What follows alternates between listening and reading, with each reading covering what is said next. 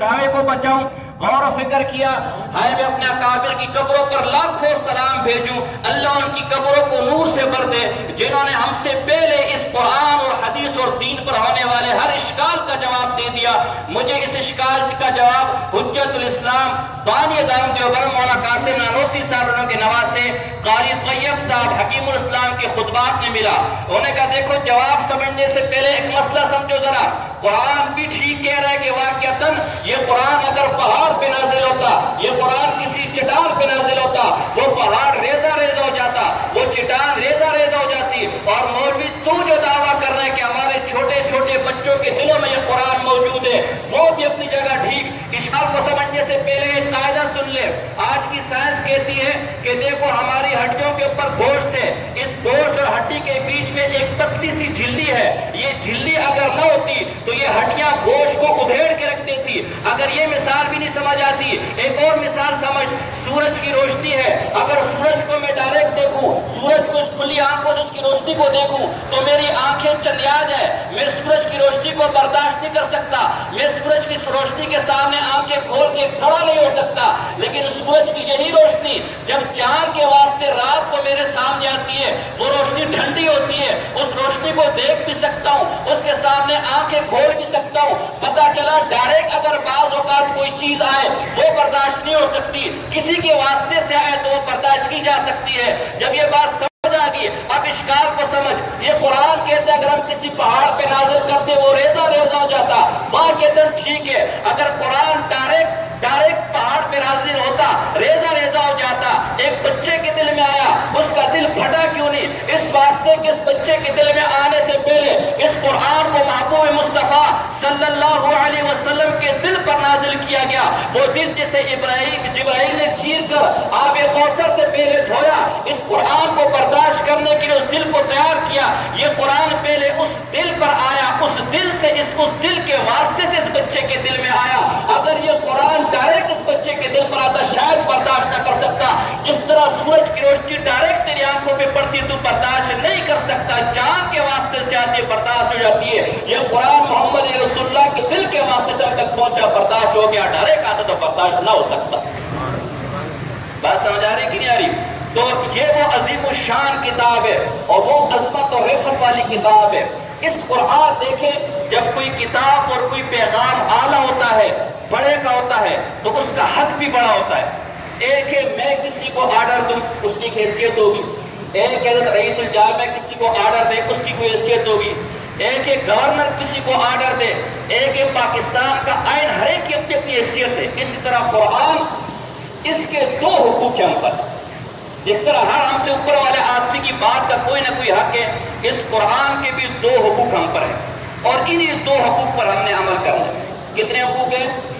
بولے نا کتنے؟ 100 تو نہیں رہے، 100 تو نہیں رہے، کتنے حقوق ہیں؟ کتنے؟ مجمع معاشرہ اچھا خاص اور آواز صرف 2 بندوں کی آ رہی ہے، کتنے؟ کتنے؟ تو 2 حقوق ہیں۔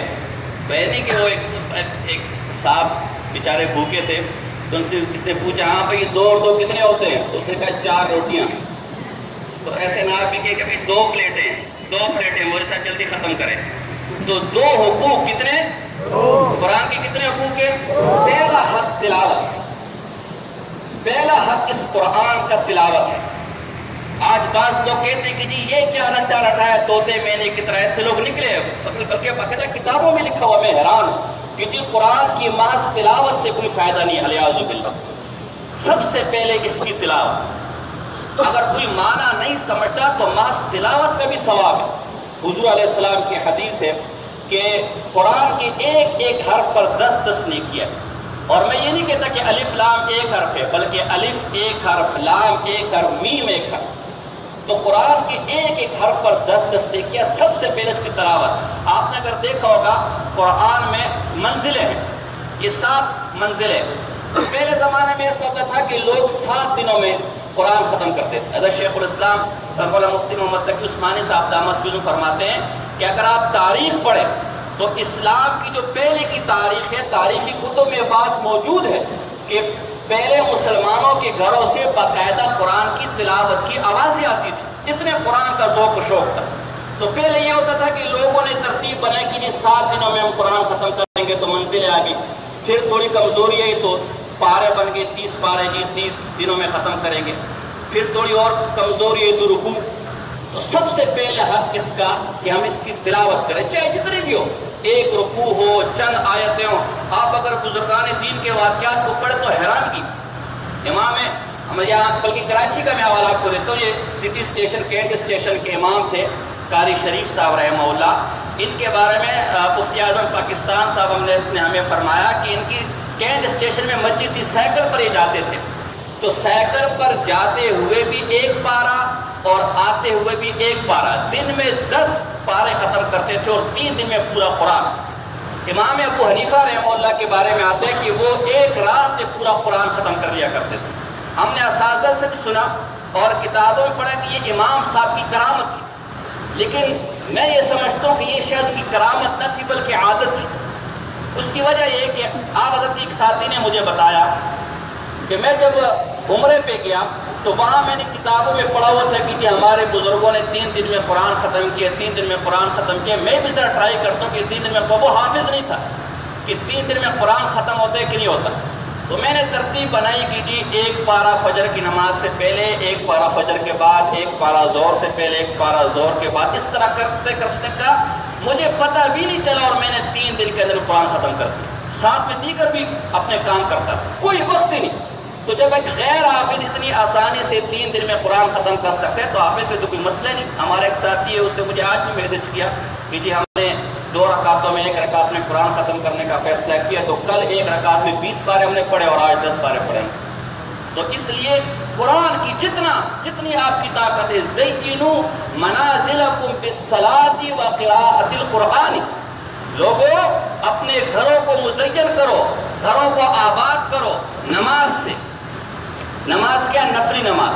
فرض نماز تو اپنے من میں پڑھنی ہے, لیکن نفلی نماز صلاۃ و تسبیح ہو گئی, دیگر جو نفلی نمازیں وہ کہاں پڑھنی ہے؟ گھر کے اندر. یہ بھی آج ایک نیا تماشا نکلا, آپ راستوں سے آتے جاتے ہوں گے تو بینر لگے ہوں گے جیسے صلاۃ و تسبیح کی نماز پڑھائی جائے گی. یہ بالکل علماء بیٹھے, علماء سے آپ پوچھ سکتے ہیں, یہ بالکل ناجائز ہے. اور خیر سے ماشاءاللہ عورتیں گھروں گھروں آتی ہیں. ہماری والدہ صاحبہ نے مجھ سے پوچھا جی وہ ایک عورت آئی ہے جس صلاۃ و تسبیح کا کہہ رہی کہ ہمارے یہاں جماعت ہو کے آپ آئیں. تو مجھے پتا کہ یہ 2 نمبر کام 2 نمبر لوگ کرتے. تو میں نے پوچھا حلیہ کیسا ہے؟ کہا جی بس وہ آئی تھی, سرخی پاؤڈر لگائی ہوئی تھی اور یہاں تک اس کے ہاتھ وہ بازو تھے. اور کہا جی, تو میں نے کہا اس کی پیڑھی تو فرض نہیں ہوتی, نفل کہاں سے ہوگی؟ تو اس لیے یہ جو گھروں کو آباد کرنا ہے نفل نمازوں سے, اور دوسرا قرآن کی تلاوت. قرآن کی تلاوتوں سے آباد کرو. ہم نے ٹی ویوں سے, موبائلوں سے, فلانے سے, ڈنگانے سے, قرآن کی تلاوت سے آباد کرو. سب سے پہلا حق, مختصر ہے میں بات کو سمیٹتا ہوں, سب سے پہلا حق قرآن کی تلاوت. اس کی پابندی آج سے بنا لے, بھائی میں نے آج کچھ تھوڑا بہت جتنا مجھے وقت ملتے میں قرآن کی تلاوت کروں گا. اور دوسرا, تلاوت کے ساتھ ساتھ اس کو سمجھ کے پڑھنا ہے. کسی اچھے سے ترجمہ شیخ الاسلام مولانا مفتی محمد تقی عثمانی صاحب دامت کا بہترین آسان ترجمہ قرآن آیا ہوا ہے, وہ ساتھ لے لے. مفتی اعظم پاکستان مفتی شفیع صاحب رحمہ اللہ کی تفسیر آسان ہے. مولانا عاشق الہی صاحب بلند شہری کی تفسیر انوار البیان ہے. اس کو علماء کی سرکردگی میں, علماء کی جو ہے نا, علماء کے مشورے سے اس کو سمجھ کے پڑھنا ہے. آج ہماری سب سے بڑی مصیبت کیا ہے؟ سب سے بڑا, شیخ الہند مولانا محمود حسن دیوبندی صاحب رحمہ اللہ جب مالٹا کی جیل سے رہا ہو کر آئے, انہوں نے فیصلہ وہاں ترجمہ قرآن لکھنے کا کیا. جب وہاں سے وہ رہا ہو کر آیا تو اپنے متعلقین کو کہا کہ میں نے جتنا عرصہ جیل میں گزارا اس بات پر غور و فکر کرتا رہا کہ آخر امت مسلمہ کے زوال کا نتیجہ کیا ہے. میں اس نتیجے پر پہنچا کہ امت مسلمہ آج جس زوال کو جا رہی ہے اس زوال کا نتیجہ قرآن سے دوری ہے. آج ہم نے قرآن کو برکت کے لیے رکھ دیا ہے. جی بھائی اماں مر گئی قرآن پڑھ لو بخشوا دو, ابا مر گیا قرآن پڑھو جی بخشوا دو, دکان میں برکت کروانی ہے قرآن پڑھوا لو جی برکت ہوگی, گھر میں برکت کروانی ہے جی قرآن پڑھو برکت ہوگی, یہ برکت وہ برکت. میں ان برکتوں کا منکر نہیں ہوں, لیکن قرآن زندگی کا دستور ہے اور قرآن منشور ہے. اگر تجھے انقلاب چاہیے قرآن پڑھ. تجھے یہ دیکھنے کہ آج کے حکومتوں کے ظلم و ستم سے ہم تنگ ہیں, آج کے حکومت اور آج کے نظام سے ہم تنگ ہیں, اس نظام کو ختم کر کے میں اسلامی انقلاب کیسے لے کر آؤں گا؟ تو قرآن پڑھ. اگر تجھے سیاست کے حقوق دیکھنے تو قرآن پڑھ. تجھے حکمرانی کا درس سیکھنا ہے تو قرآن پڑھ. تجھے قرآن پڑھ. تجھے پڑوسی کے بھوک دیکھنے تجھے قرآن پڑھ. تجھے ماں باپ کے بھوک دیکھنے تجھے قرآن پڑھ. تجھے اپنے اس وجود کا حق دیکھنے تجھے قرآن پڑھ. تجھے یہ دیکھنا میرے محلے میں قتل ہو گیا, اس قتل کی فضا کو, اس ڈاکہ زنی کی فضا کو, اس چوری کی فضا کو, معاشرے میں جو برائی اس برائی کو ختم کیسے کروں. تو قرآن پڑھ. تمہیں یہ دیکھنا کہ جب دنیا نہ تھی کیا تھا دیکھنے کے لیے قرآن پڑھ. دنیا ہے کیسی ہے دیکھنے کے لیے قرآن پڑھ. دنیا نہ ہوگی کیا ہوگا دیکھنے کے لیے قرآن پڑھ. تو نے اگر حقوق سیکھنے قرآن پڑھ. تو نے اگر عورتوں کے حقوق دیکھنے قرآن پڑھ. ماں باپ کے حقوق دیکھنے قرآن پڑھ. پڑوسی کے حقوق دیکھنے قرآن پڑھ. اولاد کے حقوق دیکھنے قرآن پڑھ. حضرت آدم علیہ السلام سے لے کر نوح علیہ السلام تک, نوح علیہ السلام سے لے کر ابراہیم علیہ السلام تک, ابراہیم علیہ السلام سے لے کر موسیٰ علیہ السلام اور موسیٰ علیہ السلام سے لے کر محمد مصطفیٰ صلی اللہ علیہ وسلم کی دعوتوں کو دیکھنا ہے تو قرآن پڑھ. آدم علیہ السلام سے لے کر محمد مصطفیٰ صلی اللہ علیہ وسلم کو سیرت کو کنگالنا ہے تو قرآن پڑھ. تجھے قوم سمود قوم عاد کے قصے دیکھے تو قرآن پڑھ. تجھے سائنس سمجھنی ہے تو قرآن پڑھ. تجھے رفت پانی ہے, بلندی پانی ہے, منزلت پانی ہے, قرآن پڑھ. سکون چاہیے, چین چاہیے, دلوں کا سکون چاہیے, قرآن پڑھ. تجھے جنت کے نظارے چاہیے, قرآن پڑھ. تجھے قیامت کی ہولناکی دیکھنی ہو, قرآن پڑھ. تجھے جہنم سے چھٹکارا پانا, قرآن پڑھ. تجھے ہدایت کا رستہ چاہیے, قرآن پڑھ. تجھے سیدھا رستہ تلاش کرنا, قرآن پڑھ. تو جہنم کے رستے سے بچنا چاہتا ہے, قرآن پڑھ. تو گمراہی سے بچنا چاہتے ہے, قرآن پڑھ. اگر تجھے شیطان کے رستے سے بچنا ہے, رحمان کے رستے پر چلنا ہے, قرآن پڑھ. ہم نے قرآن کو ایسی بس وہ ایک تھا نا, ایک لطیفہ یاد آ کے ایک آدمی اس کا نام موسیٰ رکھا ہوا تھا. وہ نام موسیٰ رکھا ہوا تھا. جیسا کہ حکیم الامت حضرت مولانا اشرف علی تھانوی صاحب رحمہ اللہ سے کس نے پوچھا کہ آج کل داڑھی والے بھی چوری کرتے ہیں, تو حضرت تو وہ تو نباس شناس تھے, وہ تو ایک رکھ کو جانتے تھے.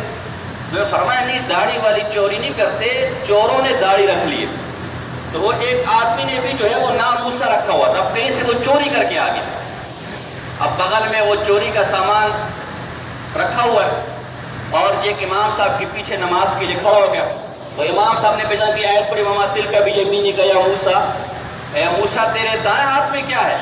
اب وہ ایک دم گھبرا کے, وہ یہ امام تو کچھ جادوگر ہے, اس کو تو میرا پتہ چل گیا وہی میرے دائیں ہاتھ میں کیا ہے. فوراً وہ سامان پھینک کر بھاگ گیا. تو اب وہ امام صاحب اس بیچارے اس موسیٰ کو نہیں کہہ رہے تھے یہی حال ہمارا ہے, تو بھائی صاحب یہ مسئلہ قرآن پڑھو. نہیں, اس میں تو پردے کا حکم آیا ہوگا, اس میں تو کہا ہوگا سود مت دو, اس میں تو بھائی یہ حقوق ہے, یہ حقوق ہے, نماز پڑھو, زکات دو, یتیموں کا خیال رکھو. نہ بھائی قرآن ہم کیوں پڑھے, قرآن ہم کیوں دیکھیں. آج ہر آدمی تنگ ہے, ہر آدمی کا بے چین ہے, ہر آدمی کی زندگی سے سکون ختم ہے, ہر آدمی پریشان ہے. کبھی یہ ڈرامہ کبھی یہ ڈرامہ ہے, اور عاملوں کی چاندنی ہوئی ہے. اے بھائی گھر میں بندش ہوگی جی فلاں عامل صاحب, گھر پہ جادو ہوگی جی فلاں عامل صاحب, گھر پہ یہ مسئلہ ہو کہ فلاں عامل صاحب. مجھے وہ ایک طالب علم نے ویڈیو لا کر دی, اس میں جی وہ ایک عورت پر پردے میں تھی, وہ عورت اس پر کوئی جن وین آیا ہوا تھا. تو ہمارے عامل صاحب نے ہنگڑو بنگڑو جو بھی وہ پڑھتے ہیں وہ پڑھ کے جو ہے اس کے پر تنگ. اس نے کہا تجھے حیا اور شرم نہیں آتی, مسلمان ہو کے ایک مسلمان عورت کو تنگ کرتا ہے. اس نے کہا جی بس غلطی ہوگی. تو کیسے ہے اس کے اوپر؟ تو کہا جی بس یہ اوپر کپڑے سکھار تھی, بال وال کھلے ہوئے تھے, میں گزر رہا تھا تو بس میں چمٹ گیا. تو اس نے کہا اب نکل. تو میں نے کہا یہ بیچارہ جن شریف تھا, ورنہ یہ جن عامر صاحب کو کہتا ہے کہ عامر صاحب آپ مجھے ڈانٹ رہے ہو, ہر کوئی مجھے ہی کہتا ہے کہ نگاہیں نیچی رکھو, کوئی ان کو نہیں کہتا کہ یوں نہ نکلو عیاں ہو کر. عامر صاحب جس حالت میں یہ تھی, اگر آپ دیکھتے آپ نے بھی چمٹ جانا تھا, میں تو پھر بھی جن ہوں, میرا تو کام ہی چمٹنا ہے. تو اب یہ میں کہنے کا مقصد ہمارا یہ ہے کہ قرآن کی تعلیمات کو ہم نے چھوڑ کے ادھر ادھر یہ میں کہتا ہوں جب تک یہ عورتیں زندہ ہیں نا, عاملوں کا کاروبار چمکتا رہے گا. عامل کبھی بھوکے نہیں مریں گے. ایک جگہ میں کیا وہاں یہی مسئلہ ہے کہ وہ ساس بہو کے مسئلے ہیں اور یہ اور وہ عورتوں میں بیان تھا. تو میں نے کہا دنیا میں آج تک کوئی ایسا عامل پیدا ہی نہیں ہوا کہ جو ساس بہو کا جھگڑا ہو کر کے ختم کر. البتہ میرے پاس نسخہ ہے, لیکن تم نے عمل نہیں کرنا. وہ نسخہ کہ کوئی عامل جاؤ, جس عامل کے پاس جاؤ, کوئی عامل ایسا پیدا ہی نہیں ہوا جو ساس بہو کے جھگڑے کو ختم کرتے. البتہ میرے پاس ایک ایسا نسخہ ہے, اگر اس پر آپ عمل کریں, نہ ساس کا جھگڑا, نہ بہو کا جھگڑا, نہ شوہر کا جھگڑا, نہ میکے کا جھگڑا, نہ سسرال کا جھگڑا, لیکن تم نے عمل نہیں کرنا. اور نسخہ ہے السکوت. خاموش. ساس کچھ بھی کہے تو مظلوم ہے وہ ظالم ہے اللہ تجھے آخرت میں دے گا خاموش. میاں کچھ کہے وہ ظالم ہے تو مظلوم ہے خاموش. گھر والے کچھ کہے تو خاموشی. اب اس کی 1.5 زبان نکلے تیری دو تو وہ چھوڑیں گے آپس میں, لیکن اس پر کوئی عمل کرے تو نا. تو کہنے کا مقصد یہ تھا کہ آج ہر آدمی پریشان ہے. کاروبار کی بندش. یہ ہمارا ایک ساتھی کی بیچارہ لگ گیا کسی عامل کے ہاتھوں, تو وہ عامل کی جادو وادو بھی کرتا تھا. تو اس نے پوچھا کہ یہ جو کاروبار کی بندش ہوتی ہے آپ کرتے ہیں؟ اس نے کہا یار آج تک مجھے یہ سمجھ نہیں ہے کہ کاروبار کی بندش ہوتی کیسی. بس ایک ہمارا دھندا چلا ہم کر رہے. کاروبار کی بندش نہیں ہے میرے بھائی, قرآن سے دوری ہے. قرآن سے دوری. اللہ کا قرآن کہتا ہے وَمَنْ أَعْرَضَ عَنْ ذِكْرِي فَإِنَّ لَهُ مَعِيشَةً ضَنْكًا. جو میرے اس قرآن سے, ذکر یا قرآن کے معنی میں القرآن یفسر بعض بعضا اهدنا الصراط المستقیم صراط الذین انعمت علیہم. اے اللہ ہمیں ان لوگوں کا راستہ دکھا جو سیدھے راستے پر ہے. سیدھے راستے والے کون ہیں؟ جن پر تیرا انعام ہوا. ابھی انعام والے کون ہیں؟ وہ 5ویں پارے میں اولئک الذین انعم اللہ علیہم من النبیین والصدیقین والشہداء والصالحین. تو قرآن بعض اوقات بعض کی تفسیر کرتا ہے. تو یہاں جو ذکر ہے اِنَّا نَحْنُ نَزَّلْنَا الذِّکْرَ, یہ اس کی تفسیر ہے. یہاں مراد قرآن ہے. اللہ فرماتے ہیں جو میرے قرآن سے اعراض کرے گا, جو میرے قرآن سے منہ موڑے گا, اس کے لیے 2 سزا ہے. پہلی سزا فَإِنَّ لَهُ مَعِيشَةً ضَنْكًا, میں اس کا کاروبار بند کر دوں گا, میں اس کی معیشت تنگ کر دوں گا. معیشت 2 طرح سے تنگ ہو سکتی ہے. ایک تو جیسے ہمارا آج حال ہے, یہ کیا کہتے ہیں کاروبار نہیں ہے, تنگی ہے, گزارا نہیں ہوتا. دوسرا برکت ختم کر دوں گا. بعض اوقات کاروبار ہوگا, معیشت ہوگی, اچھا خاصا ہوگا, لیکن بے سکونی ہوگی, بے چینی ہوگی. آپ یہ بڑے بڑے دھرنے کرنے والوں سے ملے, بڑے بڑے کاروباری, ہم تو کئی لوگوں سے ملے, ان کے ساتھ بیٹھے تو یہ بیٹھ کے روئیں گے. بہترین گاڑی, گھر میں ہر قسم کی گاڑی کھڑی ہے, اور ملازم چاہ کر آگے پیچھے بھاگنے والے, لیکن روئیں گے, سکون نہیں ہے. کبھی بیٹے کے مسئلے, کبھی بہو کے مسئلے, کبھی کاروبار کے مسئلے. نیند کی گولیاں لے کر سوتے. کیوں کہ سکون تو اللہ کے قرآن میں تھا. الا بذکر اللہ تطمئن القلوب. سکون تو اللہ کے قرآن میں تھا.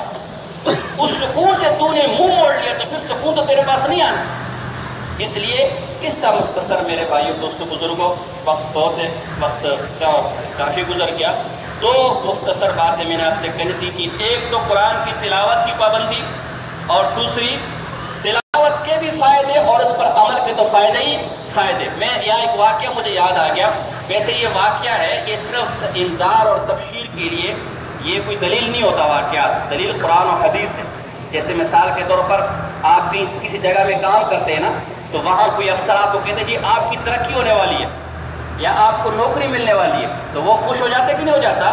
لیکن یہ دلیل نہیں کہ ترقی جب تک پروموشن لیٹر یا جو ہے وہ اپوائنٹمنٹ لیٹر نہیں ملتا. تو جو واقعات ہیں یہ صرف ایک خوشخبری اور تبشیر کے لیے. ایک آدمی کوئی اللہ والا قبر میں سویا, اپنا قبرستان میں سویا, تو دیکھا قبرستان سے لوگ نکل رہے ہیں. سو گیا, خواب میں دیکھا قبرستان سے لوگ نکل رہے ہیں اور بھاگ رہے ہیں, کوئی کیا اٹھا رہے, کوئی کیا اٹھا رہے, کوئی کیا اٹھا رہے. ایک آدمی قبر میں آرام سے سائڈ پر بیٹھا ہوا ہے, اس کو کوئی مسئلہ نہیں.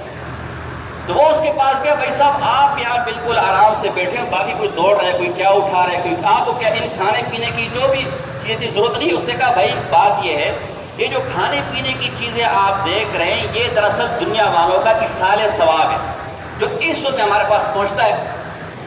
یہ قبرستان میں کوئی بھی آ جاتے, کوئی قرآن پڑھ لیتا ہے, کوئی سورت پڑھ لیتا ہے, اللہ اس کا ثواب ہم مردوں کو دیتا ہے. تو وہ بیچارے یہ جھپٹ رہے. میرا ایک بیٹا فلاں مارکیٹ کے اندر ہے, وہ کاروبار بھی کرتا ہے کپڑے کا اور روزانہ 1 پارہ تلاوت کرتا ہے میرے پیچھے, تو مجھے ان چیزوں کی ضرورت نہیں. وہ آدمی کی جب آنکھ کھلی اور جب وہ گیا اس مارکیٹ میں گیا, دیکھا وہ جو ایڈریس بتایا تھا اس بندے کے پاس گیا, اس کی زبان ہل رہی تھی. اس سے پوچھا بابا یہ کیا کر سکتے, کبھی اپنے کام سے کام کا بتا دو کر کیا رہا ہے. تو بھائی میرے والد صاحب فوت ہو گئے ہیں, تو میں کاروبار بھی کرتا ہوں, روزانہ 1 بار ان کو اِصال ثواب بھی کرتا ہوں. تو یہ اس کا, یہ وہ چیز. تو کہا میں نے کل یہ خواب دیکھا. تو اس میں تلاوت بھی خیر سے خالی نہیں ہے. امام راضی رحمہ اللہ تفسیر کبیر کے اندر بسم اللہ کے فضائل پر بڑی لمبی چوڑی عجیب عجیب باتیں کی. وہاں ایک روایت لے کر آئے, کہ ایک آدمی حضرت عیسیٰ علیہ السلام کا گزر ہوا قبرستان سے، تو ایک آدمی کو قبر کے اندر عذاب ہو رہا ہے. کچھ عرصہ بعد دوبارہ اس قبرستان پر گزر ہوا، دیکھا تو وہ قبر والا نعمتوں کے اندر ہے. وہ اب جو عیسیٰ علیہ السلام تھے وہ پریشان ہو گیا. اب غیر عالم الغیب تو تھے نہیں ہے بھائی، علم غیب تو تھا نہ کہ پہلے سے پتہ چل جائے، وہ تو اللہ بتائے گا تو پتہ چلے گا نا. اب وہ نہ حاضر ناظر کر جائے گا کہ پہلے سے پتہ بھی قبر میں کیا ہو رہا ہے کیا نہیں ہو رہا. تو نہ عالم الغیب تھے نہ حاضر ناظر تھے، وہ پریشان کی کیوں ہو گیا؟ جب تک اللہ نہیں بتائے گا پتہ، بولو، جب تک اللہ نہیں بتائے گا پتہ، اللہ وحی کرے گا، الہام کرے گا تبھی پتہ، ورنہ. تو اب وہ حیران کہ یہ کیا چکر ہے. تو اللہ نے وحی بھیجی کہ عیسیٰ، بات دراصل یہ ہے کہ جس قبر والے کے پاس تیرا گزر ہوا، وہ جب مرا فوت ہوا، اس نے ایک حاملہ عورت چھوڑی تھی. میں نے اس کو بیٹا عطا کیا، یہ میرا نافرمان تھا اور میں نے اس نافرمانی کے بدلے میں اس کو سزا دی. وہ جب فوت ہو گیا تو بعد میں اس کا بیٹا ہوا، تھوڑا بڑا ہوا، اس کی ماں نے اسے مکتب میں ڈال دیا، مدرسے میں ڈال دیا، جیسے آپ اپنے بچوں کے اس مدرسے میں لے کر آتے ہیں قرآن پڑھنے کے لیے، سپارہ پڑھنے کے لیے. تو جب اس کا بچہ مدرسے میں گیا، اس نے مدرسے میں پہلے دن قاری صاحب کے کہنے پر پارہ کھولا جو بھی تھا اور پڑھا بسم اللہ الرحمن الرحیم. عیسیٰ، مجھے حیا آئی کہ اس کا بیٹا زمین کے اوپر میرا نام لے اور میں اسے زمین کے نیچے عذاب دوں. میں نے اسی بیٹے کے اللہ کے نام پڑھنے کی برکت سے اس کو بخش دیا. یہ بہت بڑی ایک اعزاز ہے ہمارے لیے، ایک اعزاز کی بات ہے کہ ہم خود بھی قرآن پڑھیں، ہم اپنے بچوں کو بھی قرآن پڑھنے کے لیے آمادہ کریں. تو یہ رمضان کا جو مہینہ، یہ خاص قرآن کا مہینہ ہے. حضور علیہ السلام کی حدیث ہے، ممبر سے اترے، ایک سیڑھی اترے کہا آمین، دوسری سیڑھی اترے کہا آمین، تیسری سیڑھی اترے آمین. صحابہ نے پوچھا یا رسول اللہ، آج آپ نے جو کیا پہلے تو کبھی ہم نے نہ دیکھا. تو فرمایا جبریل میرے پاس ہے اور فرمایا میں دعا مانگتا ہوں اور آپ آمین کہے. میں نے کہا ٹھیک ہے. فرمایا تباہ و برباد وہ شخص جو آپ کا نام سنے اور درود شریف نہ پڑھے صلی اللہ علیہ وسلم. مختصر درود شریف ہے. میں نے کہا آمین. کہا تباہ و برباد وہ شخص جو ماں یا باپ یا دونوں کو پالے اور ان میں سے کسی کی بھی خدمت کر کے جنت کو نہ چلا جائے. اس سے بڑا بدبخت کوئی ہوگا؟ ماں ملی بڑھاپے میں، باپ ملا بڑھاپے میں، خدمت نہ کر سکا، الٹا ان کو تنگ کرتا رہا. تو جو ان کی خدمت کر کے بھی جنت نہ جا سکا وہ بھی تباہ و برباد ہو. اور تیسرا تباہ و برباد وہ شخص کی جس سے رمضان کا مہینہ ملے اور اپنی بخشش نہ کروا سکے. میں نے کہا آمین. رمضان کے مہینے میں تو شیاطین باندھ لیے جاتے ہیں، قید کر لیے جاتے ہیں. اگر ہم اس مہینے میں بھی اپنی بخشش نہ کروا سکے، اس مہینے میں اپنے گناہوں سے توبہ نہ کروا سکے، تو باقی کے مہینے میں ہم کیا کریں گے؟ یا بس آخری ایک اشکال ہے، آخری ایک اعتراض ہے اور پھر اس کے بعد میں ختم کرتا ہوں. آپ ذرا تنگ تو نہیں ہو رہے میرے بھائی؟ بولو نا یار. چلے آخری بات کر لیں. بولے ویسے بھی طاق رات ہے تو آخری بات بس. وہ ایک سوال ذہن میں آتے، اشکال. یہ جو نوجوان لوگ ہیں مجھے بڑے اچھے لگتے ہیں، خاص کر اسکول کالج کے عجیب عجیب اشکال لے کر آتے ہیں تو ہمارا بھی فائدہ ہو جاتا ہے. تو کہ یار ہم رمضان کے اندر تو بڑی عبادتیں کرتے ہیں، بڑی تلاوتیں کرتے ہیں، بڑے ذکر، یہ وہ اور جیسی چاند رات ہوتی ہے ایک دم سے ہم اپنی وہی پرانی روٹین پر آ جاتے ہیں. اس کی کیا وجہ؟ یہ کیا وجہ؟ اس کی وجہ ہم خود اور ایک غلطی کرتے جس کی وجہ سے یہ ہمیں بھگتنا پڑتے. وہ پورے رمضان کی برکات ہم ختم کر دیتے ہیں. ایک بہت بڑے آپ کے ہندوستان کے عالم گزرے، بہت بڑے، مدار الحدیث، آپ نے نام بھی سنا ہوگا، امام المحدثین شاہ ولی اللہ محدث دہلوی رحمہ اللہ. بہت بڑے، یہ حدیث کے جو درجے تو پوری دنیا میں ہیں یہ انہیں کے قائم کرتا ہے. ہمارا علماء یہ جامعہ بھی انہی کے افکار و نظریات کا دائی ہے. تو وہ حجت اللہ بالغہ میں فرماتے ہیں کہ انسان تین طرح کے، جو انسان کا نفس ہے جو اس کو نیکی پر یا گناہوں پر آمادہ کرتا ہے، نفس، یہ نفس تین طرح کا ہے. ایک نفس ملکوتی، یعنی وہ فرشتوں والا نفس، وہ ہمیشہ نیکیوں کی سوچتا ہے، ہمیشہ نیکیوں ہی کی طرف جاتا رہتا ہے. اس کے دل میں ہمیشہ نیکی کی بات کیا آتی، گناہ کا گزر ہی نہیں ہوتا. یہ جو نفس ہے یہ انبیاء اور اولیاء ہے. ایک نفس شیطانی ہے، وہ ہمیشہ شیطانوں والے کام سوچتا رہتا ہے، ہمیشہ گناہوں والے کام سوچتے ہیں، شراب، کباب، زنا، سود، فراڈ، دھوکہ، جو اس کا دل کرے.